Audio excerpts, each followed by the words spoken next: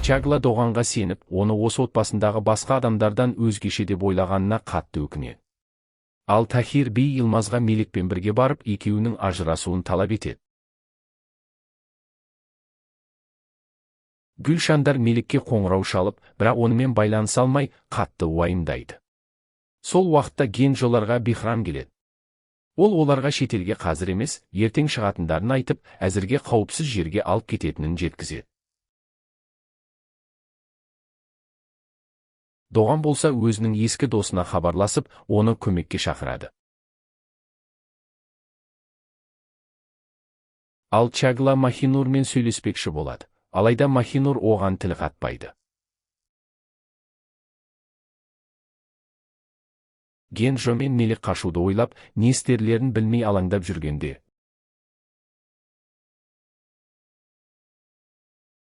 Доған Чаглаға келіп, енді екеуінің бұрынғыдай жақын араласпағаны дұрыс екенін айтады. Доған бұдан бұлай тек өз отбасын осы бәледен аман алып шығуды ойлайтынын жеткізеді. Алайда көп ұзамай жағдай одан сайын қиындай түседі. Доғанның көлігінен табытқа қоятын тас табылады. Оның үстіне Ханджи ұлдарының тегі жазылған. Ал аудиода осыдан кейінгі 24 сағаттың ішінде олардың отбасынан бір адам қайтыс болатыны айтылған.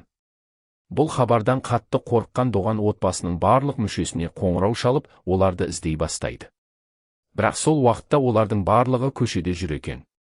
Ал сырттай шиім-шиктің адамдары оларды аңдып жүрген болып шығады.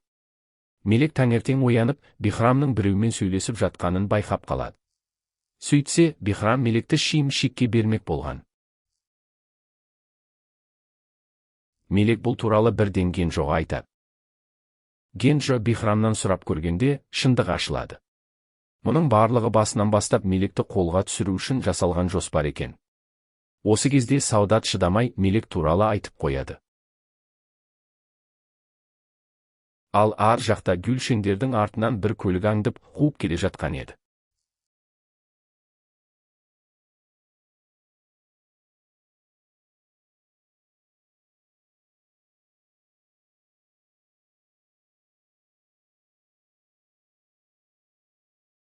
Чагла ақыры Махинурдың жасырын қорабын ұрлап кетеді.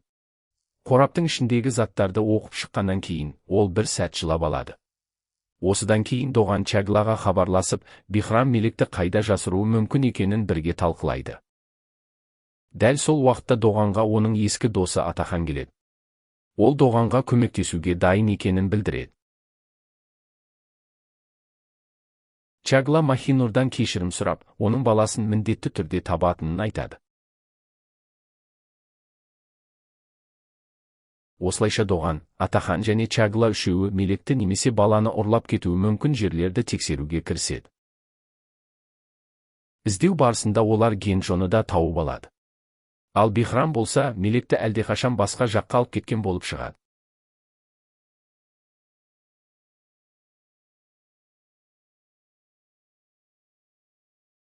Гүлшенде шыдамай, шиім-шикпен араласқаны туралы Доғанға айтып қояды.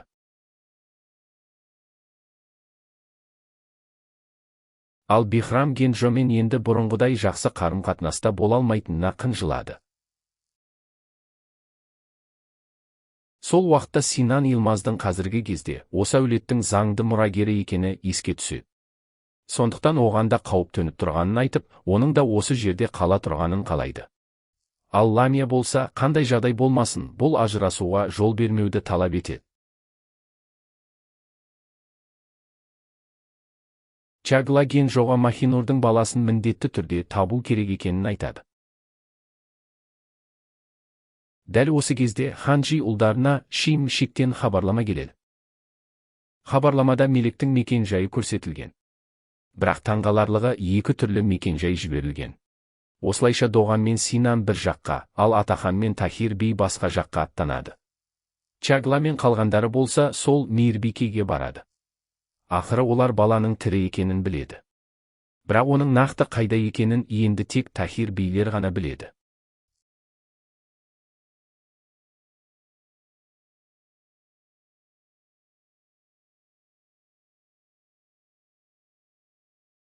Гүлшендер қатты уайымдап, Жаглаға қоңырау шалып, жағдайды айтып береді. Ал Бихрам Меликке бастаған ісін соңына дейін жеткізуді бұйырады. Тіпті әкесін өлтіруін талап етеді.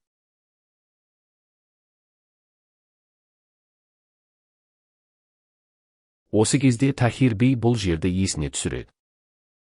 Себебі осыдан 30 жыл бұрын дәл осы жерде бір әйел күйеуінің опасыздығы үшін оны өлтірмек болған екен.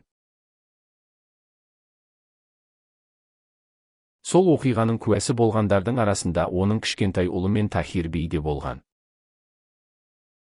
Тахир болған жағдайды бірден түсінеді. Мұның барлығы кек алу жоспары екенін сезеді.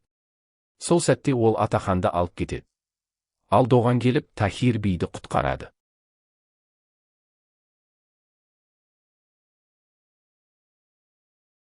Алайда Доған кеткеннен кейін Мелик тапаншаны қолына алады.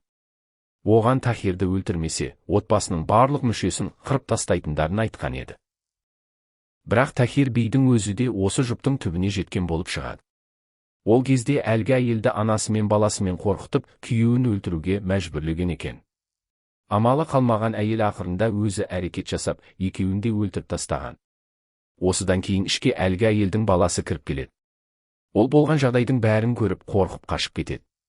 Ал қазіргі теория бойынша сол кезде қашып кеткен бала Шим-Шик болуы мүмкін. Доған Атаханды құтқарып қалады да қайтадан Мелик пен Тахир бейлер тұрған жерге барады. Сол жерде атыс басталып, үлкен қақтығыс болады. Ақыры олар Меликті әрең құтқарып алады. Осыдан кейін Чагла мен Генджо да келеді. Генджо Меликпен сөйлесіп жатқанда, Чагла Тахир бейден Махинурдың баласы туралы сұрайды.